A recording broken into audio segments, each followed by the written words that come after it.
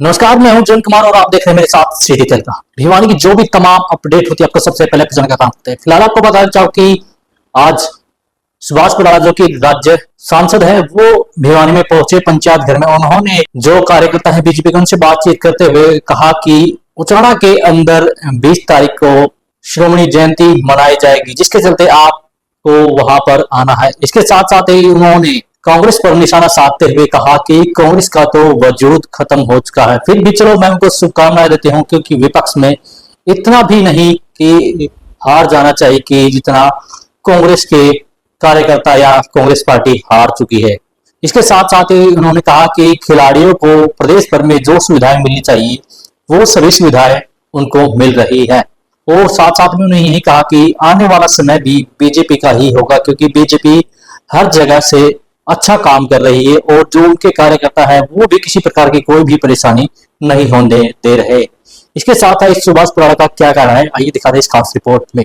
मैं हमारे सम्मानित सर्व जातीय धारण खाप के अध्यक्ष चौधरी सूरजभान जी के साथ यहाँ पर भिवानी के इस पंचायत भवन में भगत शिरोमणि धन्ना जी की जयंती जो 20 अप्रैल को जींद जिले के उचाना में मनाई जाएगी, उसका निमंत्रण देने के लिए यहाँ उपस्थित हुआ हूँ।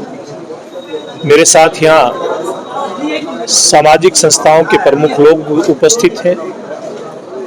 खाप पंचायतों से जुड़े बहुत ही हमारे आदरणीय पदाधिकारी यहाँ पर उपस्थित हैं और बड़ी संख्या में आमजन इस निमंत्रण की जो बैठक बुलाई गई इसमें उपस्थित हुआ है और एक विश्वास दिलाया है सबने मिलकर के कि उस दिन बड़ी संख्या के अंदर 20 अप्रैल को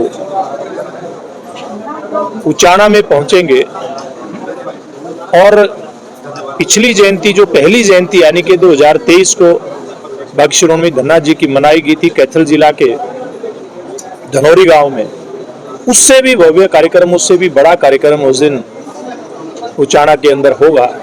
इस हेतु से बैठक यहाँ पे बुलाई गई है। बात की जाए तो कांग्रेस पार्टी के द्वारा अभी तक नेता प्रतिपक्ष नहीं चुना जा रहा है, इस तरह से देख रहे हैं विपक्ष में कोई नेता नहीं। देखिए, मैं तो उनको शुभकामनाएं दे सकता हूँ, क्योंकि किसी भी स्वस्थ लोकतांत्रिक प्रक्रिया में विपक्ष का इतना कमजोर होना भी कोई अच्छी बात नहीं होती। लेकिन हरियाणा की जैसे आपने बात की, सवाल किया, शपथ ग्रहण के लिए विधायकों के शपथ के लिए विधानसभा का सेशन हुआ, उसके बाद एक सेशन फिर हुआ और ये तीसरा सेशन जो बजट सेशन हुआ, इस सेशन तक भी विपक्ष का नेता तय नहीं होना ये बड़ा चिंता का विषय है। लेकिन कांग्रेस पार्टी का नेतृत्व मुझे लगता है दिशाहीन इन दिनों में दिखाई देता है। ना कोई दिशा है, ना कोई नेतृत्व में कोई ऐसी क्षमता दिखाई देती है, जिसके कारण से आज वो हाशिए पर जाता दिखाई दे रहा है। हमारी चर्चा ने एक बार कहा कि कई बार कोई फैसला ना लेना भी एक अपने आप को समझदारी है, फैसला पक्ष के नेता। देखिए, मैंने तो एक ही बात कही, मुझे लगता है कि उस पार्टी के अंदर अब कमजोर नेतृत्व के कारण उसके अंदर इच्छा शक्ति भी नहीं बची दिखती है। जब इच्छा शक्ति ही कमी हो जाती तो इस प्रकार के फैसले होते हैं।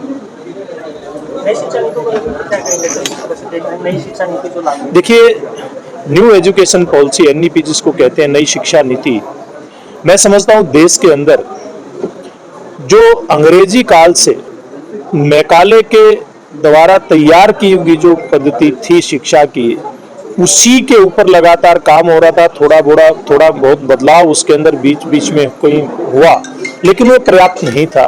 मैं समझता हूँ कि जो नई शिक्षा नीति है वो पूरे देश के अंदर आमूल चूल परिवर्तन लेकर के आएगी।